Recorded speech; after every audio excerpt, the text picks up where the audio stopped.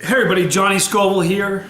This is Chasetheheat. Look what I got here. Will you take a look at this? Look at the size of this. You guys, this is a 19.6 gram chocolate brown Moruga, excuse me. This was grown and sent to me by my friend Dave Miner. Now you know it's interesting, Chasetheheat isn't just about, well, for some folks, it's just about watching me suffer and eat hot things. Some of you guys make a real, most of you, I have a connection with. I don't know what it is, but I feel a connection with you. Look into your camera, I feel like I'm in your living room on your cell phone.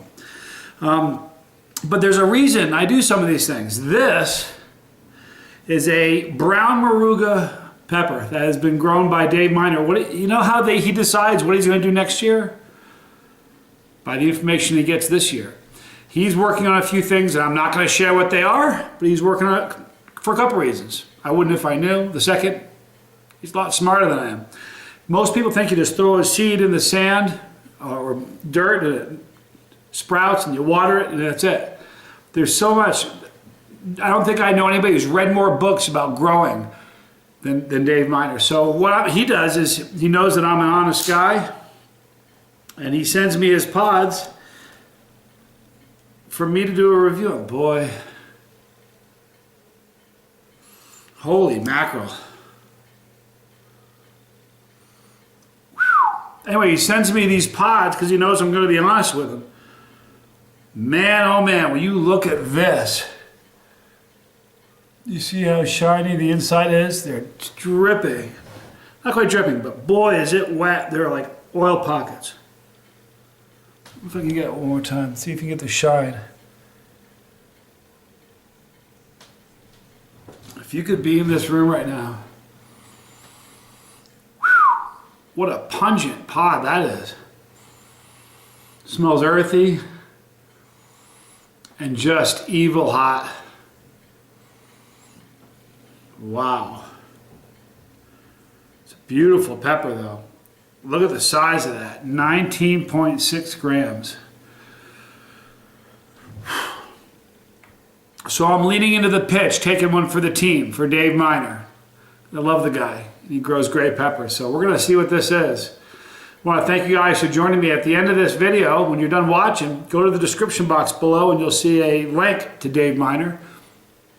Don't know what he can sell, or what he's willing to sell, or if he's selling anything. But he's the man, and I'll tell you what, he's a very good guy. He's willing to talk to you, and smart guy. All right. This is a huge pod, you guys. You see how big this thing is? Here we go.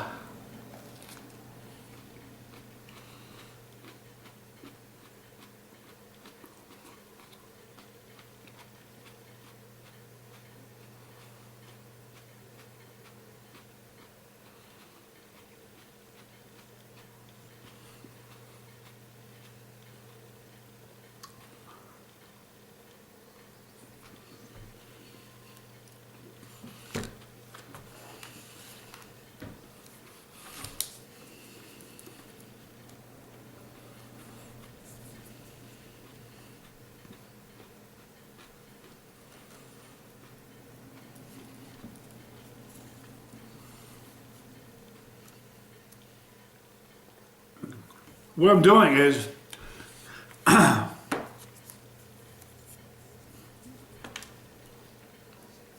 a lot of pods to eat, so I'm going to write down these notes of what I'm. So pardon me while I take some notes.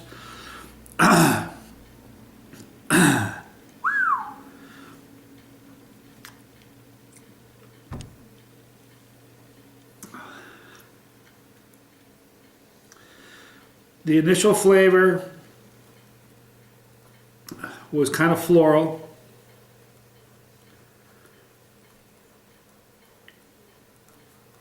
No real bitterness to speak of, just a little bit floral, which has already dissipated.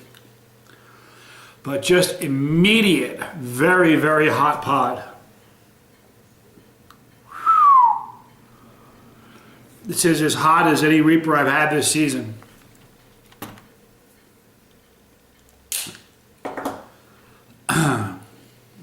All over mouth burn, not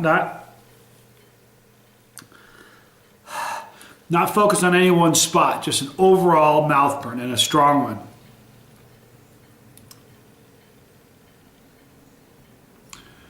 My tongue is almost throbbing. Almost a pulsating heat.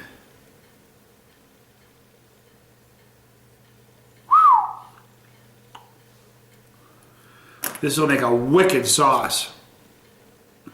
Even though there was some floral in the beginning, it wasn't that strong. A little floral, wasn't like overwhelmingly. But wow, I mean, that's hot. That's a hot pepper. This is a 6 for me, being honest with you. So the Johnny Scoville scale, it's a 6 out of a 10. For a non-chili head, that's going to be a 10. Maybe an 11. That's going to be, it'll be problematic for a non-chili head. You wouldn't be able to tell you what they're tasting. Here's a weird thing. I haven't talked about it in a while. When you eat a super hot like that, for someone who's not used to it, I don't know if I'm gifted or what, but for someone who's not really used to it, you have a really small window that you're able to describe the flavor. Because if you don't, before you know it, it's just pain. That's all you got.